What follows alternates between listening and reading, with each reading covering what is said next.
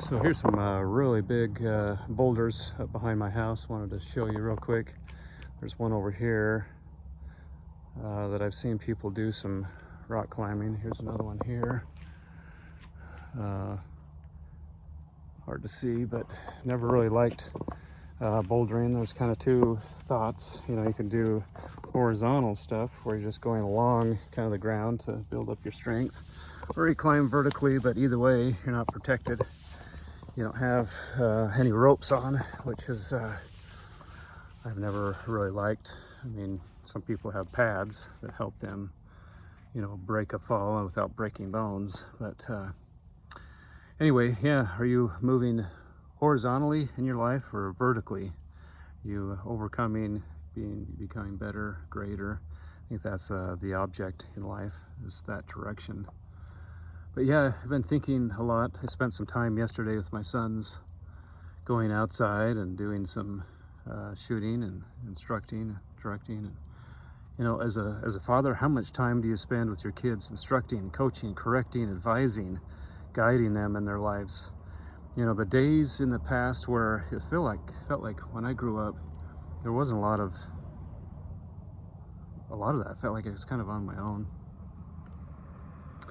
But those days are gone. If you want to have kids that have any chance of success, you have to spend the time, the guiding, the instructing, the coaching, the correcting. You've got to do all that stuff.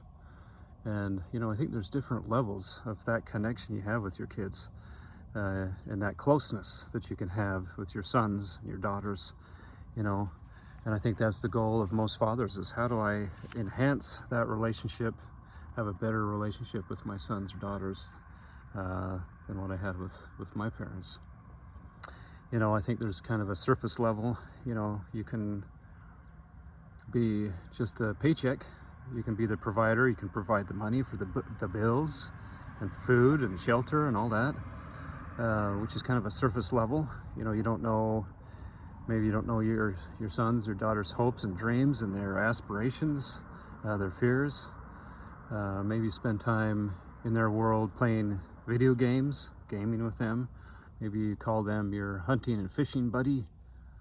You spend endless hours in recreation, riding motorcycles, going water skiing, snow skiing, watching movies together, but never really break into a deeper level with your son or your daughter. Kind of a surface level. Or are there better options, a deeper level? Maybe you spend time coaching, instructing your sons or daughters' teams, instructing them how to, for example, shoot correctly without being hurt, rock climb without getting hurt. Maybe even spend time teaching someone how to drive. So a better level, maybe even a third level, spending time giving advice, coaching. This is where I've made mistakes in the past. Avoid these things. Don't do these things. Pass on the wisdom that you've developed over 40 or 50 years. Life is moving too quickly now. They can't make the same mistakes that you made in the past and have time to recover from them. It's time to step up. We've got to be more of a support, more of a help with our kids. And the greater level is actually to be kind of an architect, designing your kids' lives, planning and helping, directing. What would you do differently? What would you, or who do you know in your professional life? Help them to see the different career options. There's so many options out there that knowing is just half the battle. Maybe there's better things to do with your sons or your daughters than watching or playing video games or watching sports. I've got a son that loves to get involved with weight training, and he loves it. And so we've had discussions. How can you take this love and develop it into something that you get paid for? First, you have to start by becoming an expert. You find every single piece of material, a book, podcast, whatever it is, and you learn it, you memorize it. Maybe start with Arnold's encyclopedia of fitness and memorize all that he has to give, and you're just constantly seeking greater knowledge from those around you. And as you become an expert, you'll find out, there's maybe gaps, or places where you can contribute and even maybe make it a career, But if you I was telling my son this, what if you make a career out of being an advisor, a fitness? Maybe you want to be a trainer. What if one of your clients says to you, what do you think about that book about Arnold? Arnold's book about his encyclopedia. And you say, I don't know. I haven't read it. I just watch YouTubes about fitness. What do you think that client's going to think about you? Well, why am I paying you 30 to 50 bucks an hour if you don't know everything there is out there? You've read it all. And not only that, you've maybe written your own stuff. But yeah, are there options in fitness? There are so many options. Talk about options. I talked to him. Maybe you could sell supplements. Start by working at GNC. Who knows where that leads? You could start by working for a fitness company. Go to the malls, see if the fitness companies are hiring. Work for Al's or whoever. Be a nutritionist. You want to tell people how to eat, the best things to eat. Be a physical therapist. Help injured athletes recover from injuries. Requires some school, and there's a reason to go to college or university for that kind of profession. I had another buddy that that I had done some loans for, that had a business where he would go in and buy old used equipment, commercial equipment from the gym. He'd go in and he'd fix it up, and then he'd resell it to the public. And he made a good living doing that. So that's something you're interested in, mechanics and repairing things and fitness. I have another son that loves auto mechanics. I don't know why, I hate it. I've tried to do some repairs on my own, and it's difficult and frustrating. I'd rather pay somebody. But yeah, he's talked about going to BYU.